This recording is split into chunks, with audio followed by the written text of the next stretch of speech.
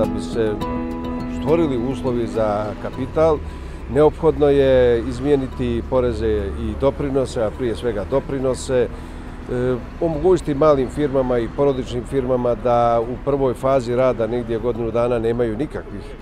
poreza osim doprinosa za penzijsko i zdravstveno osiguranje,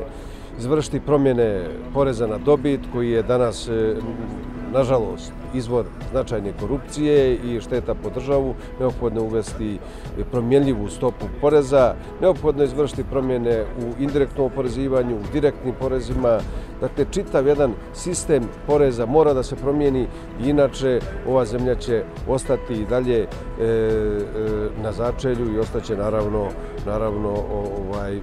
pakao, kako ste rekli, za ekonomiju. I na kraju, po mom mišljenju i mišljenju partije,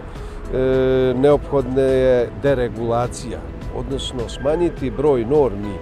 i normativne regulacije koja je potrebna i kod osnivanja firme, ali i kasnije u radu firme. S tim bi se postigla prije svega